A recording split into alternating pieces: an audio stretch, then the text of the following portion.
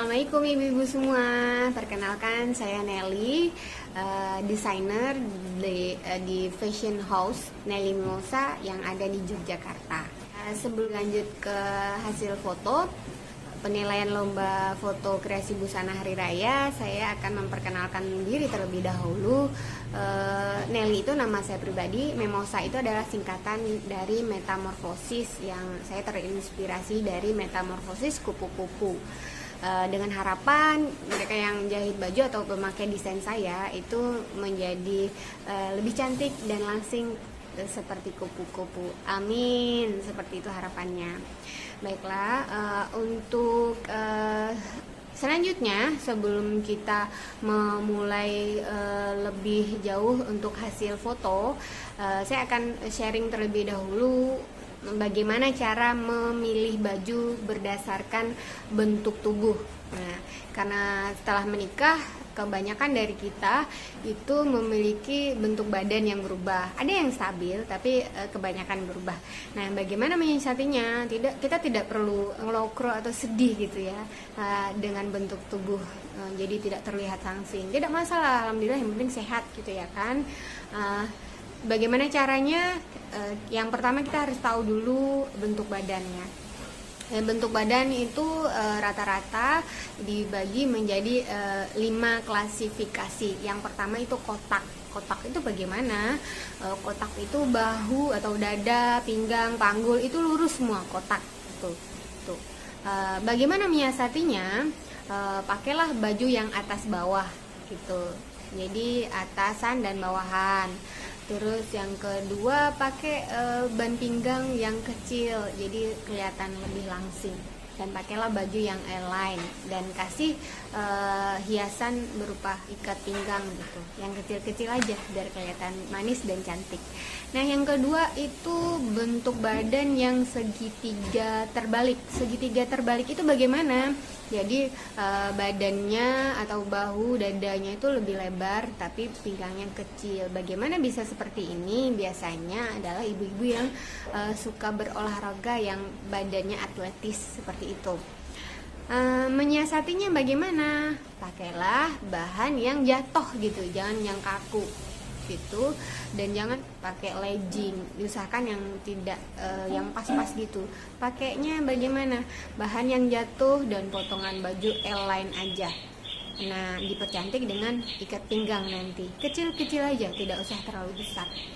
Nah, yang ketiga ini adalah bentuk badan yang proporsional, jam pasir body kita waktu masih muda sebelum menikah biasanya ya.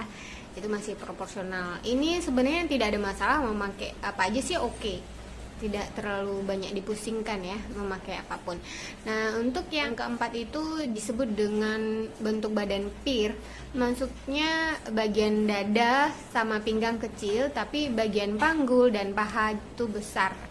Untuk menyiasatinya, pakailah baju yang detailnya lebih banyak di bagian dada. Nah, di bawah tidak usah dianeh-aneh dan pakailah bahan yang gelap untuk bawahan gitu supaya tidak mengekspos bentuk panggul dan paha yang besar. Kalaupun pakai hiasannya lebih banyak di atas ya. Jadi tidak fokus ke panggul. Nah, untuk yang terakhir adalah bentuk badan apel. Apel itu bagaimana? Bentuk apel adalah bagian dada yang lebih besar, pinggang juga besar, tetapi lebih kecil di bagian kaki. Nah, seperti saat kita hamil, seperti itu maksudnya. Ya, bagaimana mengakalinya supaya tetap terlihat cantik dan langsing? Dibuatlah untuk potongan bajunya A-line, model potongan A gitu. Jadi semakin bawah semakin besar dan diusahakan tidak pakai legging dan tidak memakai ikat pinggang, apalagi yang besar-besar gitu. Boleh lah, tapi kecil sekali boleh. Tapi jangan sampai besar-besar, karena pinggangnya sudah besar, ditambah ikat pinggang yang besar menjadi terlihat lebih besar. Dan jangan memakai motif yang terlalu besar-besar di bagian dada atau pinggang. Saya sempat memperhatikan fenomena tren baju gajah. Ibu-ibu pernah ngalamin nggak ya? Saya melihat mungkin waktu itu tren dan hampir semua, banyak teman-teman saya yang memakai baju itu. Cuman mereka tidak sadar dengan bentuk badan mereka masing-masing. Sudah bagian atas besar ditambah dengan motif gajah yang juga besar di situ. Jadi menambah kesannya mereka tambah besar. Cuman mungkin karena terlalu pede, yang memakai tidak sadar kalau mereka terlihat lebih besar gitu. Karena mereka pede. Nah, intinya sebenarnya itu pede tadi, tapi bagaimana kita enak makainya, yang lihat juga enak gitu. Nah, harus tahu dulu bentuk badan. Oke, itu sedikit detail untuk bentuk badan, untuk memilih model baju yang akan dipakai supaya tetap terlihat langsing dan cantik ya. Baik, kita fokus ke hasil lomba foto kreasi busana hari raya. Untuk lomba ini karena dari saya adalah desainer, jadi saya akan fokus ke desain.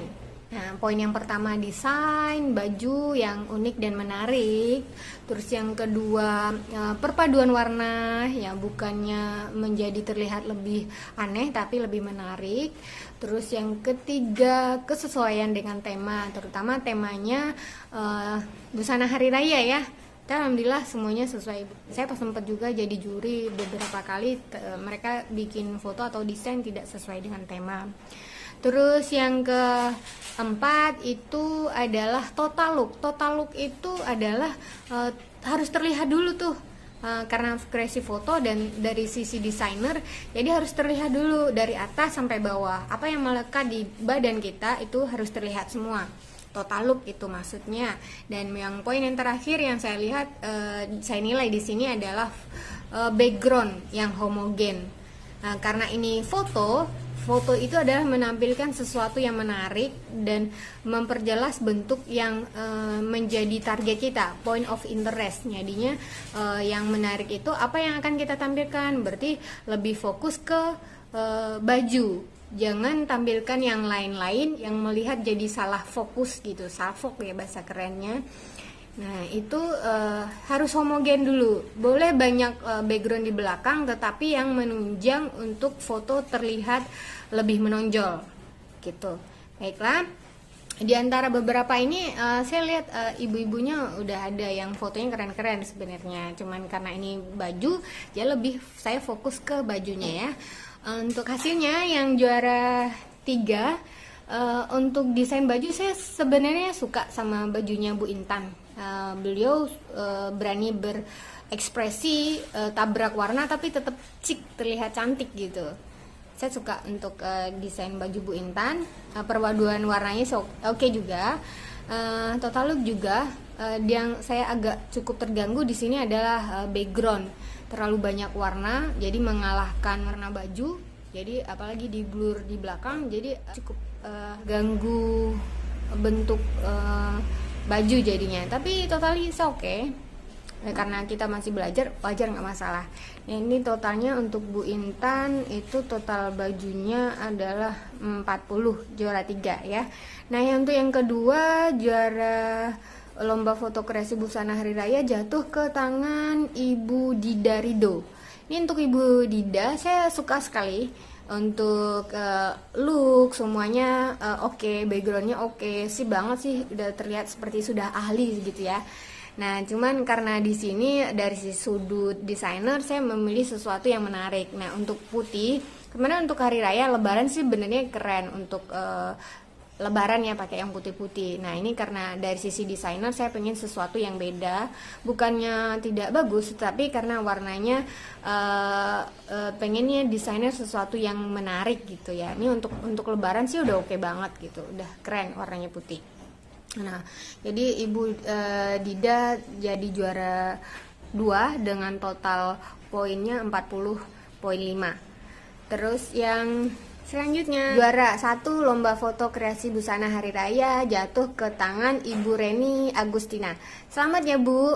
Ini untuk total look sih oke banget itu. Kalau dari desain sebenarnya lebih ke bentuk lengan dan ada tali kecil di depan, itu terlihat oke banget. Saya suka. perpaduan warnanya juga menunjang, jadi ibu terlihat lebih slim dan lebih cantik. Nah, untuk perpaduan warna sih oke banget, saya suka. Terus kesesuaian dengan tema jelas oke. Total looknya juga oke. Backgroundnya juga apalagi saya suka. Jadi total nilainya 41. Selamat Ibu Reni, Ibu Intan, Ibu Dida.